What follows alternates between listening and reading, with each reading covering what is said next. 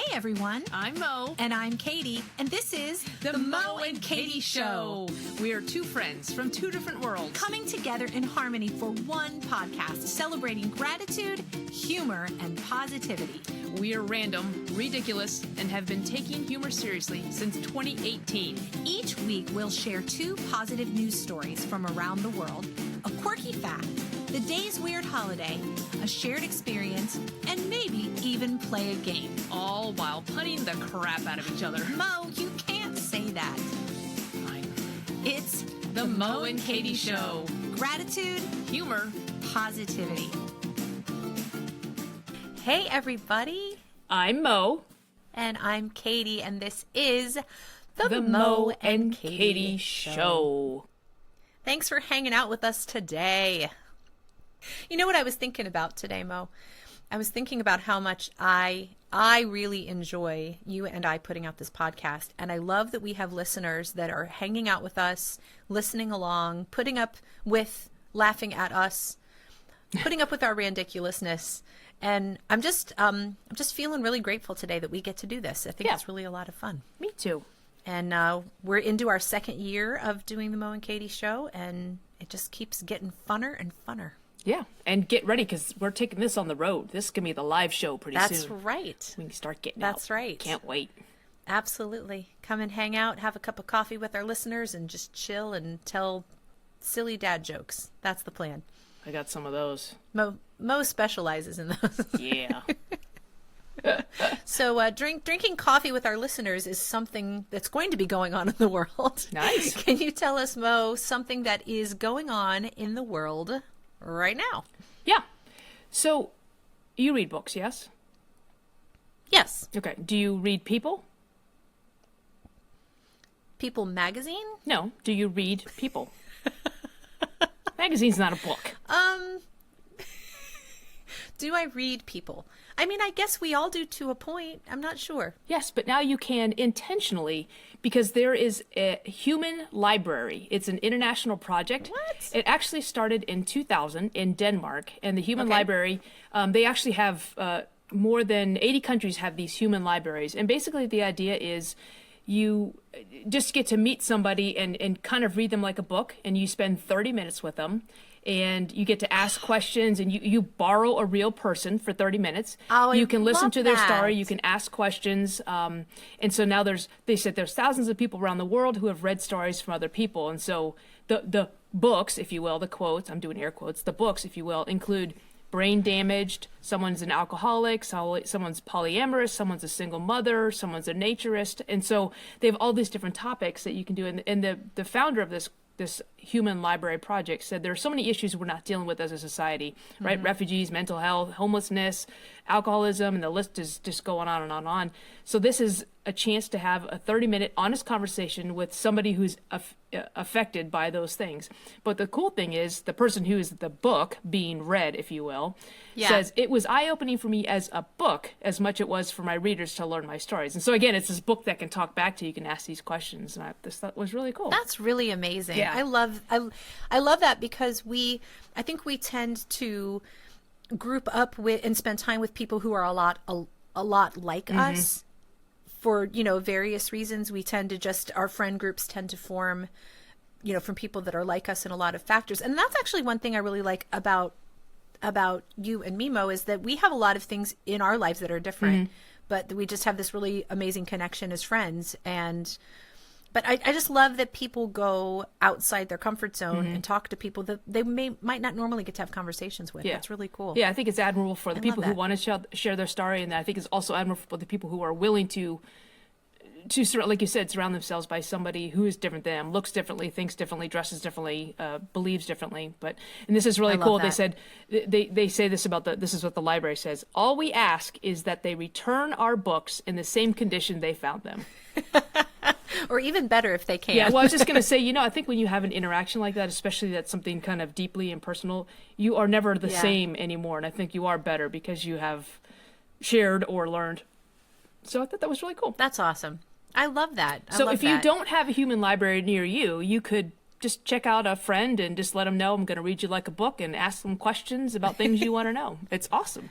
That's really cool. Yeah. That's really cool. So that's what's going on in the world. Over to you, Katie. All right. Over to me. Well, I'm going to talk about something in Canada, which Canada is in the world. I've proven lately that my geography skills are not real strong. And I quote from last week, is Austria still a thing? That's going to be the hashtag that's trending. Is Austria still... Well, Canada is still a thing. Austria is still a thing. Hashtag Austria is still a thing. Sorry, go ahead. My apologies to the residents of Austria. If you're still a thing. If you're still a thing. Well, I want to talk about a woman in Canada. She's a Canadian senior, and she has made an impact in her community by reaching out to truckers. So, you know, especially in the last year, do truckers in Canada mean the same thing they mean in the U.S.? I believe so. Okay, just checking. As life in the last year has looked different, you know, transporting goods, long haul truckers have still had to work very hard. I would even say probably they've had to work harder than they had in the past with just the current, you know, the world situation has changed quite a bit. Yeah. So this woman, her name is Beverly Perrin. She decided, she and her husband Dick began delivering batches of between 75 and 100 personalized thank you cards to a truck stop near their Chatham home in Ontario. Cool. And they would show up. They have delivered up to this point about 1,000 cards Wow. to these truckers that are just working really, really hard. When she first started doing it, she said that the truckers looked at her in disbelief and said, "Why are you doing this?" And one of the truckers even asked, "How much should I pay you for this card?" Aww. And she said, "This is just from me, you know, as a senior, as a woman in this area who appreciates what you do. We just want you to know that we appreciate you." And every one of her cards contains the same message. And that message is, "Thank you so much for bringing supplies to our stores, even though it is sometimes under harsh circumstances. Take care. Stay safe. God's blessings on you always. Love, Beverly Perrin, a very grateful senior." That's really cool. I love it. And small acts of, and I don't know if you remember, Mo, but on a previous Mo and Katie show, we talked about a woman who was, I think, taking thank you cards to airports or something. With her daughter or son. Yeah. Yep. I think it was her son, actually. And so just these little acts of kindness, people get an idea, and it doesn't take a whole lot to buy a pack of cards or make a pack of cards and just take them to someone who maybe gets underappreciated. And I love that people are thinking of others in times that have been challenging. So, Beverly, thank you for thanking the truckers for working as hard as they do. Well done, Beverly. I love it. Well done. That's awesome. Good job, Beverly. I love it. Well, Mo, you know what time it is in our podcast. It is the time for me to tell you what today is, and I'm so excited to... No. It is my time to tell you a quirky fact. Wah, wah. And this quirky fact is actually a little dark, but I kind of like it. Well, that says a lot about you. Talk about reading people like a book. So this fact, I'm just going to put it out there and then we can discuss, okay? So the quirky fact is, crows can remember the faces of individual humans, and they also hold a grudge. Well, those two combinations you don't want together. Well, and like we talked about a couple weeks ago, what is a bunch of crows called? They're called a murder. So a murder of... You know what? That is dark. Nevermore. Nevermore. Oh, that's a raven. Never mind. What does a crow say? Never mind. Never mind. Quoth the crow. Never mind. Quoth the crow. Never mind. More. Wow. Yeah, so they can remember. So be kind to crows because... I don't know. I'm not sure what they have in their Because ability, they remember you, they don't like you, and a bunch of them are called a murder. That's right. Who decides that? And I don't know whether or not you've ever, wronged a crow, but you. Hey, can you just close your beak for a little bit? We don't need to hear any more crow facts. That was a nice clawback. Good nice. Dag nabbit. Can you pluck a crow? Well, I wouldn't because they'll remember. Yeah, they taste like chicken. And that's the way the crow flies. That's right. Wow. All right. Well, do you think if you plucked a crow, do you think the feather would crow back? Come on, Stevens. That was a good one. That That was a good one. Well done. Applause. Yes, applause. yes. What do you call a pun the pun clap? A pun clap? A pun clap. Woo! Yeah. I'm trying to think of another one. You notice when I'll start going like, and letting you talk, I'm trying to think of a pun. That's usually what's happening. Yeah, she's trying to outpun me. Can't happen. So. Yeah. Nope. Yeah. Nope. Just let it crow. Let it crow. Let it crow. We're both singing different songs, but the words are the same.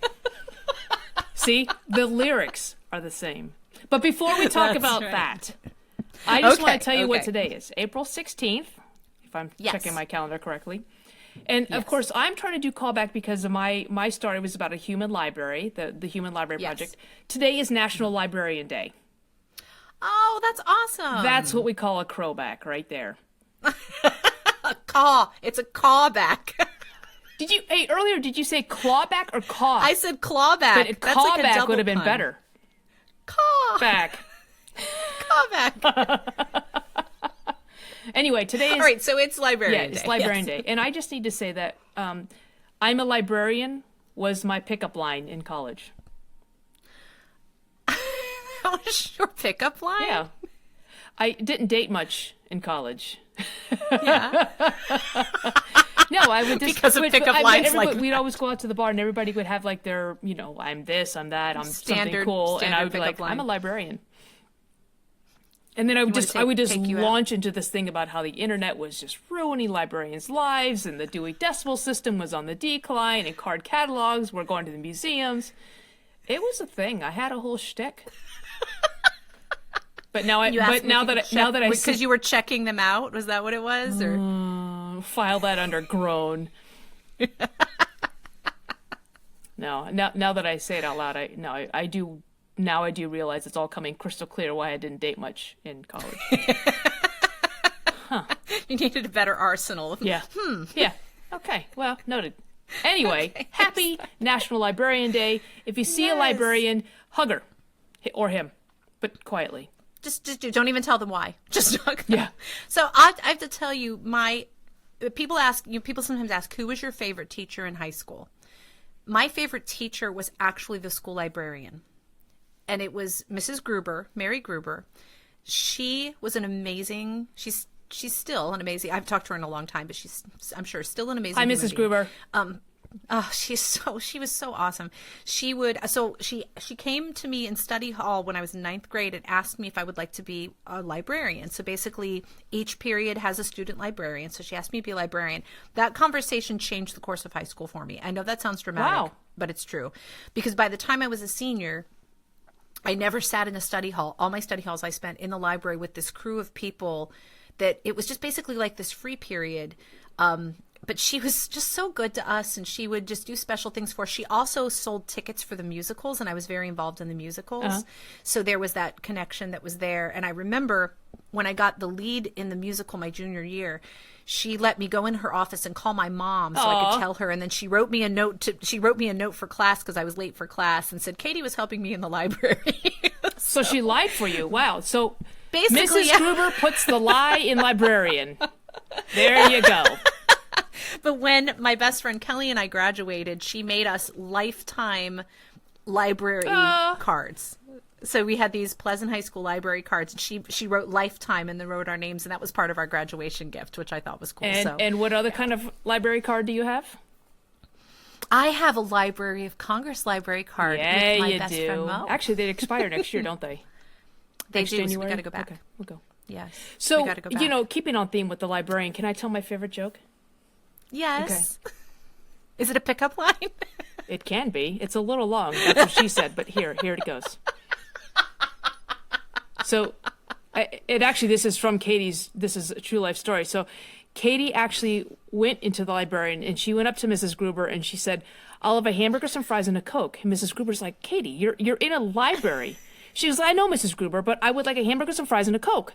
And Mrs. Gruber's like, Katy, you are in a library. And Katy's like, oh, I'll have a hamburger, some fries, and a Coke.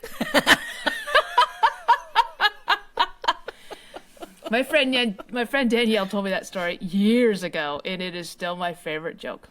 It's a favorite. It's a good one. Yeah, it's not the first time Katie's heard that. It will probably not be the last either.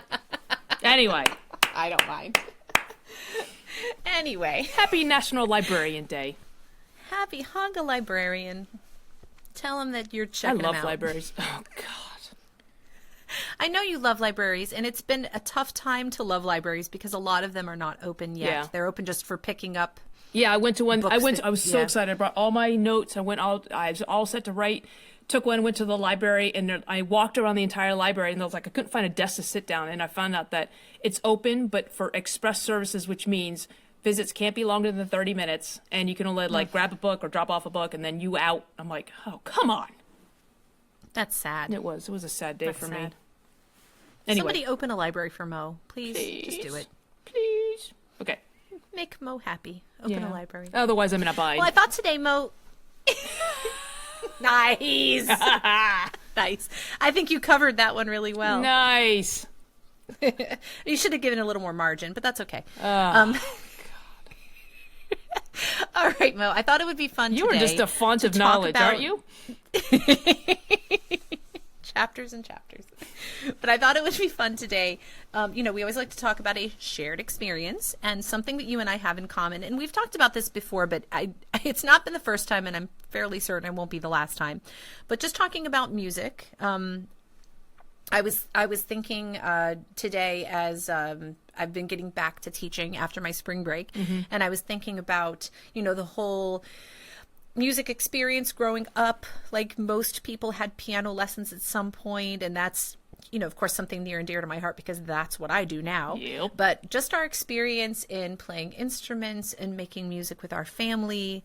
And I just thought that would be kind of fun to talk about and reflect on. So what you got? What's your what's your history with that? Yeah. So I mean, the music has always been an important part of my life, and I think another thing too is if you kind of look back on your day, and pay attention to how many times you sing. I mean, I'm talking singing along to a jingle on a TV, because those catchy drug commercials, I tell you what, oh, Zambic, you know what I mean? So like, how many times you catch yourself singing, like, even if it's just, I mean, I would be hard pressed to believe that anybody doesn't go a whole day without singing. And like, that was a lot of negatives, but at some point in the day you're singing, whether it's you're singing, I don't know.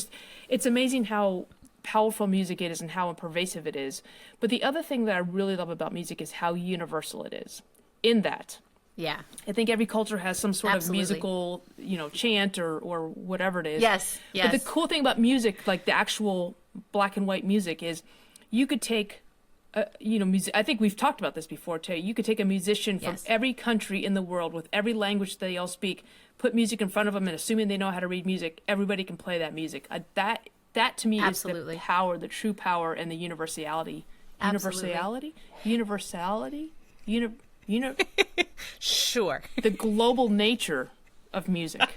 That's all, folks. I'm one of those people where I really love to have music on if I'm, cleaning or just hanging out. If I don't have anything I have to necessarily like focus on and it won't distract me. I love we play a lot of 80s music, while we're preparing meals or cleaning. It was actually funny on Easter.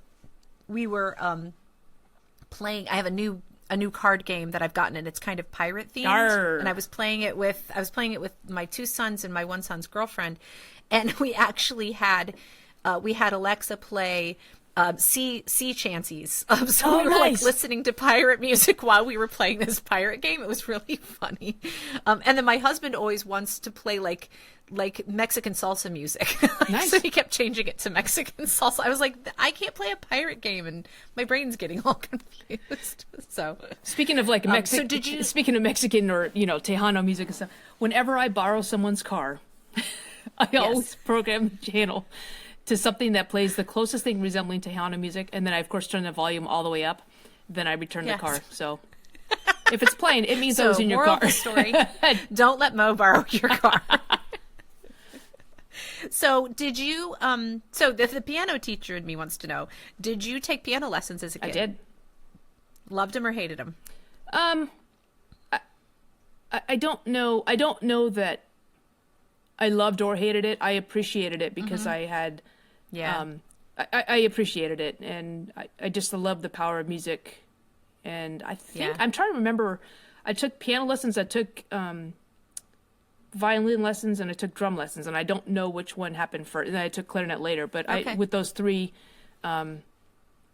piano, violin, and drums, I don't know which happened first. Probably piano, I guess. Interesting. But, probably piano. Yeah. That's usually the foundational. But, see, the funny thing is, I remember that I loved my piano. I had two different piano teachers when I was a kid, and I loved them. But I remember how much I hated practicing. Yeah. Like, my mom would set a timer, and I just remember staring at that, like, glaring at that timer. And I always say, I wish I had the enthusiasm to play that I have now and the time that I had to play then. So someone made me. So the majority of your students are piano. You also teach voice and ukulele and flute. It's probably about half and half. Yeah. But, so do you have some sympathy now? Because now you've just admitted that you should have empathy. Yes, I do. I do have some.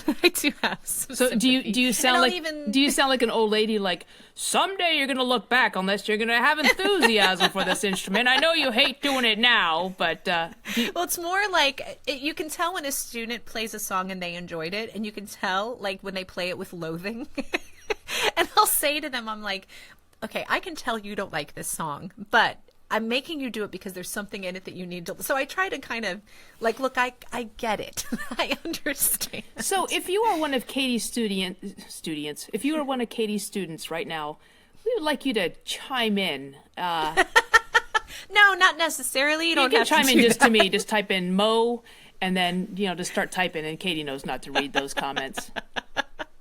But I will say that you are a very good instructor, and I think my band teacher in high school, and I'm going to come full circle to this, but back to you. But my band teacher, Mr. John Casagrande, who has since passed away, he was one of the most pivotal role models in my life, and he was a phenomenal, not just because he was my band teacher, but because he taught us a lot about band, about music, about life, about leadership, about just all these things.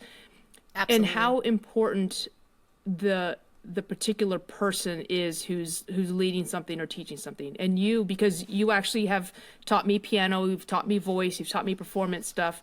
You are a phenomenal teacher. You are a phenomenal instructor. And the one thing I always say is there are some people who are great practitioners of a skill, and then there are some people who are great instructors of a skill. For example, my mom is afraid of the water, cannot swim, but she was a great swim coach because she could watch me and tell me what I needed to do to correct my stroke or this, that, and the other.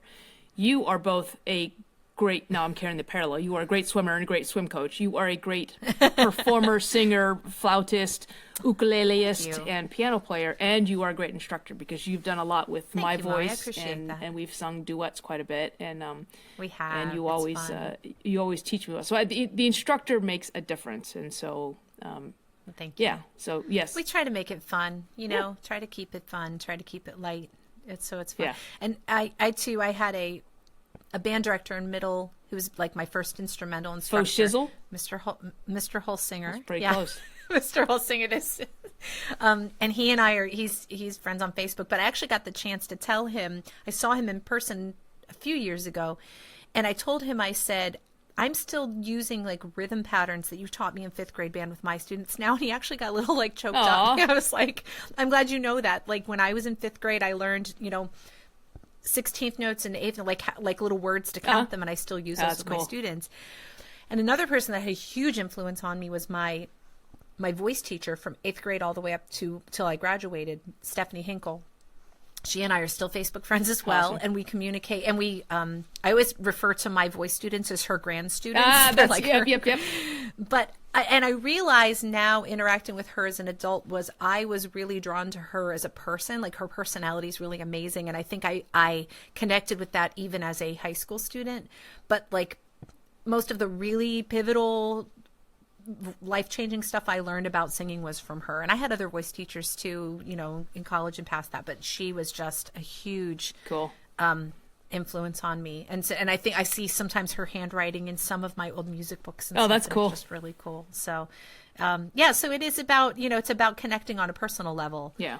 Because music is such a personal expression, and it's one of the most gratifying things for me is when a student goes from playing very mechanically to actually playing with feeling, because you can't that's the hard stuff Yeah. to teach. Yeah. But it's like, oh, it sounds musical now. Yeah. It doesn't just sound like Just you're spewing notes. out quarter notes. So, and then I was thinking about this the other day, Mo. You also sang, like, even in the Air Force, you sang in choirs and chorales and singing groups there as well, didn't you? Yeah, I did. Well, it's funny when you were talking about the shanties that you guys were playing during the pirate Yeah. game.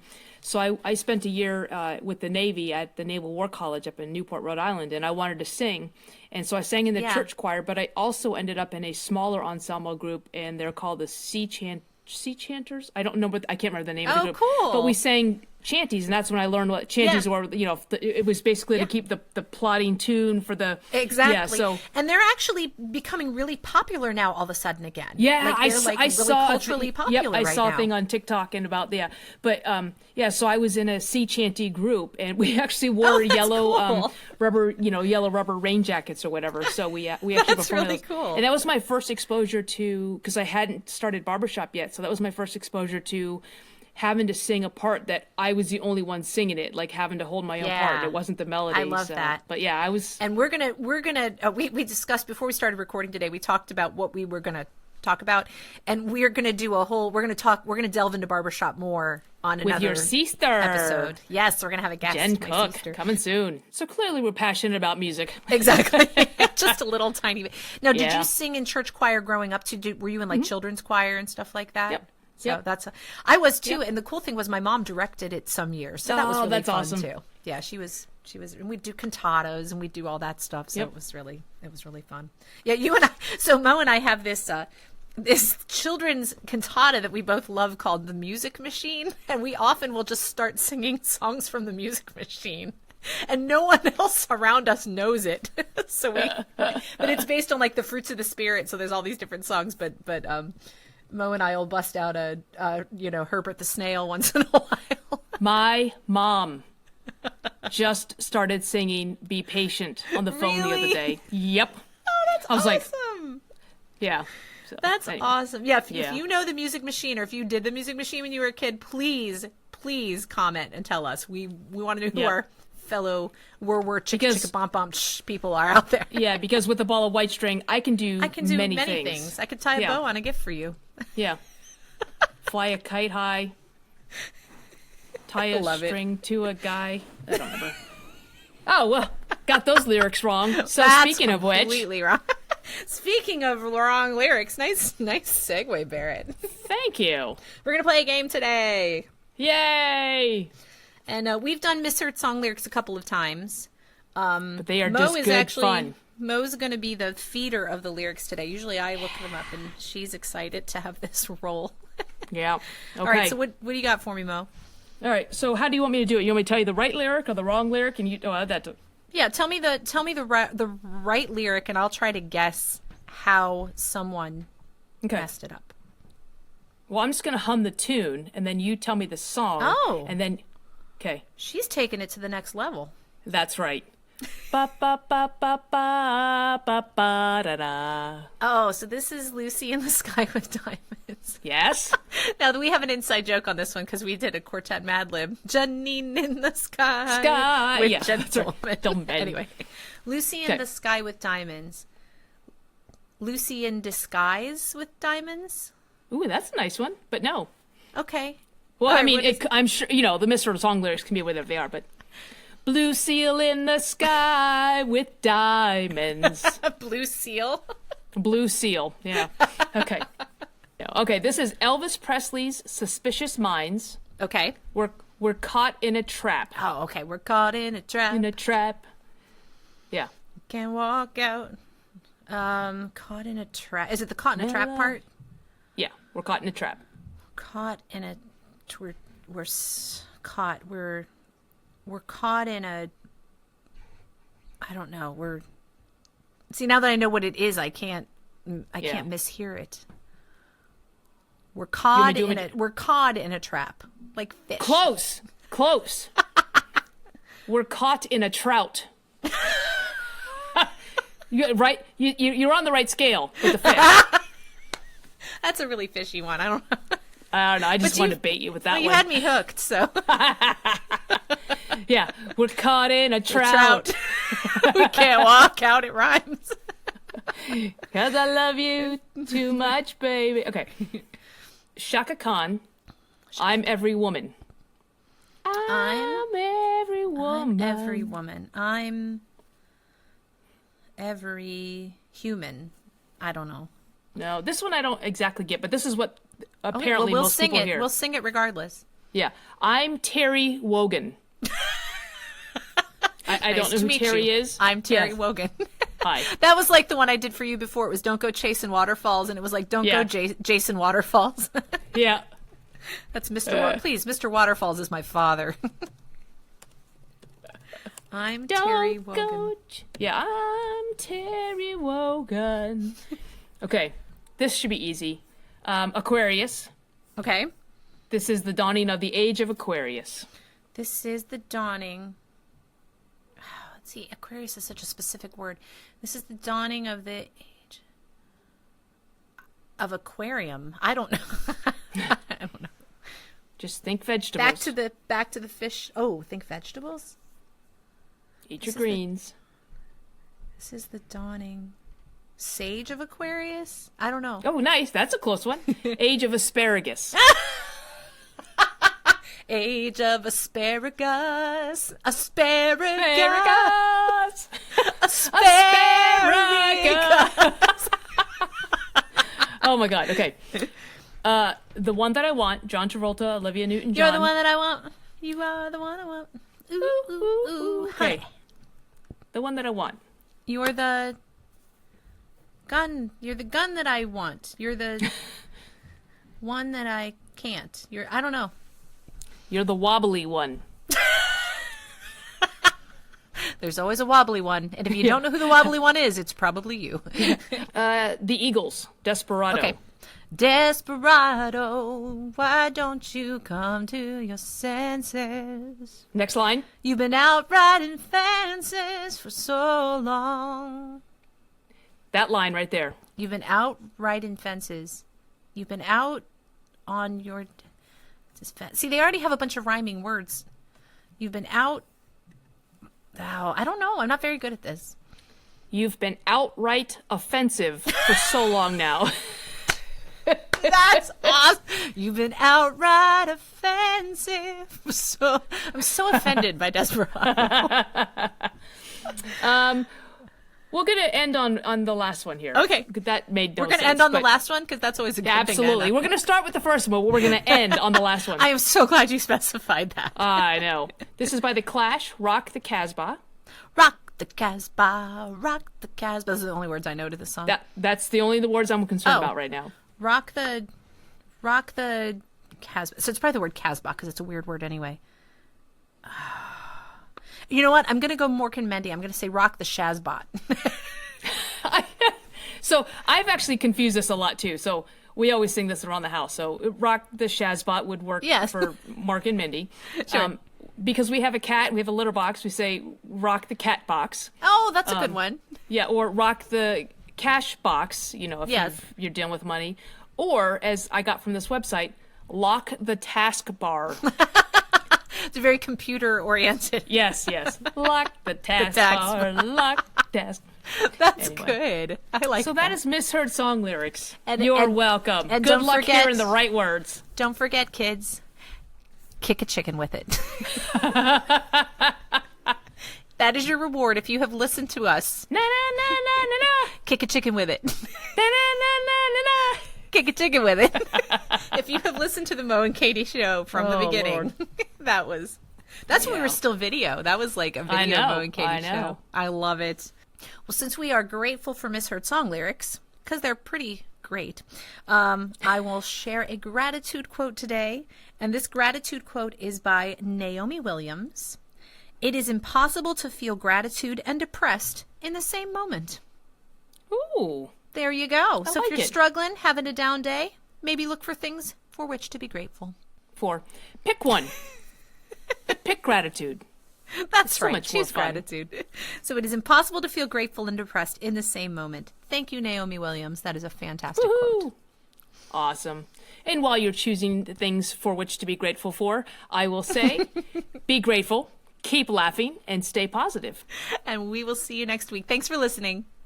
Okay. Thank you. Bye. Okay, bye. The Mo and Katy Show has been recorded in front of a live canine audience. Our theme song is It Is Fun by HookSounds.com. The Mo and Katy Show is produced by Mo and Katy. Our sound engineer is Mo and Katy. Our producer is Mo and Katy. Hair, makeup, lighting, and catering by, you guessed it, Mo and Katy.